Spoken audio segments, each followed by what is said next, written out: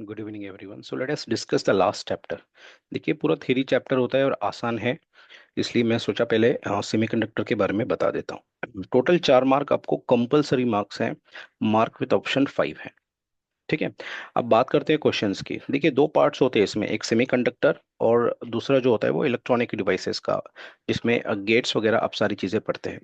तो 1 मार्क के लिए बुलियन एक्सप्रेशन फॉर और गेट।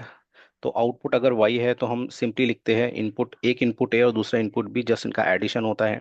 ठीक है। नैंड गेट के लिए होता है कि आप सिंपली एंड गेट, जिसमें होता है multiplication A into B, simple AND gate होता है तो ए इंटू बी कर देता है।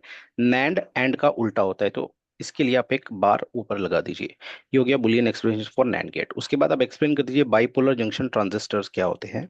तो ये सारे 1 मार्क के क्वेश्चन, आसान से क्वेश्चन है। Question number 4, what do you mean by logic gate, truth table and Boolean expression. Simple एक एक लाइन में आपको डिफाइन करना है। लॉजिक गेट्स क्या होते हैं, ट्रुथ टेबल क्या होते हैं, बुलियन एक्सप्रेशन क्या होते हैं। What is logic gate, write down truth table and Boolean expression of AND gate. तो एंड गेट के लिए आप सिंपल इतना याद रख सकते हैं कि जब दोनों इनपुट हाई हो तो इसका आउटपुट भी हाई होता है। ठीक है। इनपुट आप कैसे दोगे ए का, यहाँ पे आप 0011 लिख लीजिए, और जो इनपुट भी है उसमें अल्टरनेट 0101 लिख लीजिए। और एंड के लिए आप सिर्फ सिंपल याद रखिए 111 होता है। तो यहाँ पे ये वन इनपुट वन, तो आउटपुट भी वन, वाई जो है ये वन होगा, और बाकी सारे इसके अलावा लो इनपुट होंगे। ठीक है। ट्रुथ टेबल हमने बना लिया। बुलियन एक्सप्रेशन हम एंड का सिंपल लिख सकते हैं, y is equals to A AND B, ये डॉट होता है जो एंड को रिप्रेजेंट करता है। ठीक है। इस तरीके से ट्रांजिस्टर्स क्या होते हैं, और इसके दो टाइप, जैसे दो टाइप ट्रांजिस्टर के आप क्या लिखते हो, एक होता है पीएनपी ट्रांजिस्टर और एक होता है एनपीएन ट्रांजिस्टर। ठीक है। Y is NOT gate taken as inverter, ये आप थोड़ा सा एक्सप्लेन कर देना शॉर्टकट में।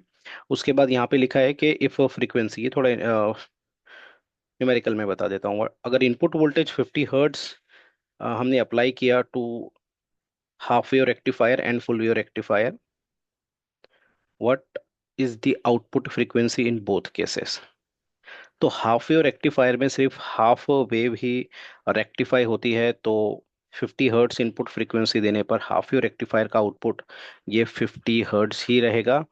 और जो फुल वेव रेक्टिफायर है, ये एक साइकिल के लिए आपको दो आउटपुट देता है। रेक्टिफायर का काम क्या है, एसी करंट को डीसी करंट में कन्वर्ट करना।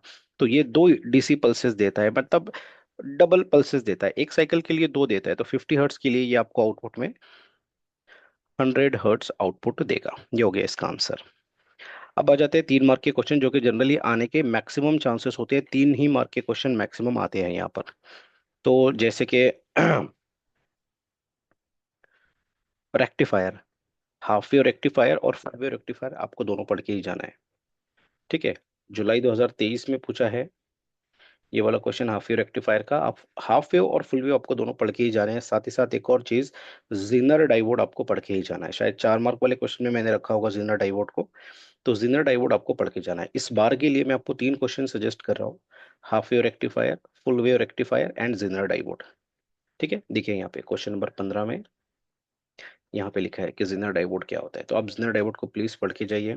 सोलार सेल को आप देख कर जाइए। ठीक है। और ट्रांजिस्टर, ठीक है, पेपर डिफिकल्ट आता है तो फिर एक ही ऑप्शन है कि वो ट्रांजिस्टर्स के बारे में पूछेगा। और ट्रांजिस्टर आसान है, ट्रांजिस्टर में ऐसा कुछ खास नहीं होता। लेकिन आप NPN transistor as an amplifier in common emitter mode थोड़ा सा पढ़ के जाओ। ठीक है। फिर से ये NPN transistor is an amplifier, transistor is an amplifier को ही ये बार बार पूछता है। तो ये एक क्वेश्चन करके आप जाइए।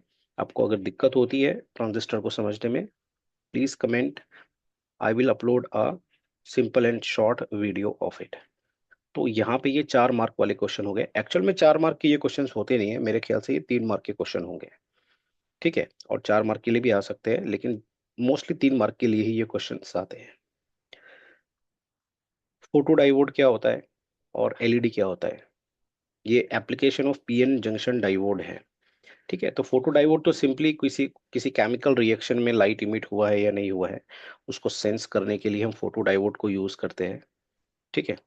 और इसको आप रिवर्स बायस मोड में यूज करते हो। ठीक है, रिवर्स बायस मोड में आप इसको यूज करते हो, रिवर्स सैचुरेशन करंट आप कैलकुलेट करते हो। एलईडी क्या होता है, तो ये forward bias PN junction diode ही होता है, लेकिन कुछ स्पेशल मटेरियल से इसको बनाते हैं ताकि जब इलेक्ट्रॉन होल पेयर का कॉम्बिनेशन हो तो जो लाइट इमिट हो वो विजिबल रीजन में हो। तो आप इसका एक बार वर्किंग थोड़ा समझ लेना और डायग्राम्स देख लेना। Question number 13। Question number 13 simple सा एक फॉर्मूला, हमेशा जब भी हम ट्रांजिस्टर पढ़ते हैं, हमेशा this equation is always correct. Emitter current is equals to base current plus collector current, always true. किसी भी टाइप के ट्रांजिस्टर के लिए, किसी भी टाइप के ट्रांजिस्टर के लिए always true. Emitter current is equals to base current plus collector current. अब इस क्वेश्चन में शायद आपको पूछा है कैलकुलेट द बेस करंट, तो बेस करंट आप निकाल लेना यहाँ से। I B is equals to I E minus I C. I think emitter current आपको दिया होगा यहाँ पे, इमीटर करंट दिया है 10 milli ampere, 10 × 10⁻³ minus collector current भी आपको दिया होगा, ये भी 9.8 मिली एम्पियर है। तो बिफोर यू कन्वर्ट इसको सॉल्व कर लेना। 9 पॉइंट कितना है इमीटर कलर, इमीटर कितना है, इमीटर 10 है, 10 - 9.8, तो ये कितना आ जाएगा 0.2 मिली एम्पियर, ये आ जाएगा base current. That is your answer. ठीक है, तो चैप्टर ये बहुत ज्यादा आसान है और सबके साथ शेयर कीजिए। अगर कुछ भी डाउट्स है आपको तो please comment, join the community for further update. And after 10 February I'm planning to give you uh, some topmost question that can be asked in your examination। तो आप चैनल पे बने रहिए और जो भी क्वेश्चंस एग्जाम के पहले आते हैं आपको डेफिनेटली उनको प्रिपेयर करके जाना है। ठीक है, तो मैं आपको मिलूंगा अगले चैप्टर के साथ।